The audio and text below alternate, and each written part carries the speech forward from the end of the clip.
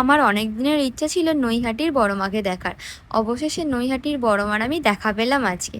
চলো দিনটা প্রথম থেকে শুরু করি। সো হ্যালো এভরিওয়ান, আমি ফুলি। আর আজ ছিল 16ই আগস্ট, যেদিনকে আমরা নৈহাটির বড় মার কাছে পুজো দিতে গিয়েছিলাম।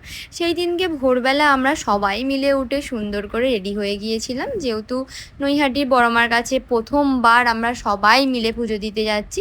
তাই জন্য সবাই মিলে একটু সুন্দর করে না সাজলে হয়। তো আমি একটু সবার থেকে বেশি সেজেছি, আমি জানি। আর আমাদের এখান থেকে বাস যাবে, মানে আমাদের এখান থেকে বলা ভুল, আমার মামার বাড়ির ওখান থেকে বাস করা হয়েছিল, সেই বাসে করেই আমরা সবাই মিলে যাব। আর আমি এটাই ভাষণ দিতে দিতে যাচ্ছিলাম যে আমার অনেক দিনের ইচ্ছা ছিল মা বড় মাকে দেখার। তো ফাইনালি আমি দেখতে পাবো আজকে। আমি বিগত 2 বছর আগে থেকে ওখানে যাওয়ার প্ল্যান করছিলাম, কিন্তু আমি একবারও যেতে পারিনি।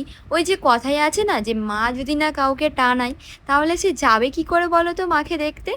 দেখো, কথা বলতে বলতে আমরা অনেকটা রাস্তা পেরিয়ে এসেছি। আর এই ব্যস্ত কলকাতার শহর যে সকালবেলা এতটাই সুন্দর লাগে, সেটা আমি সকালবেলা আজকে না দেখলে হয়তো বুঝতেই পারতাম না।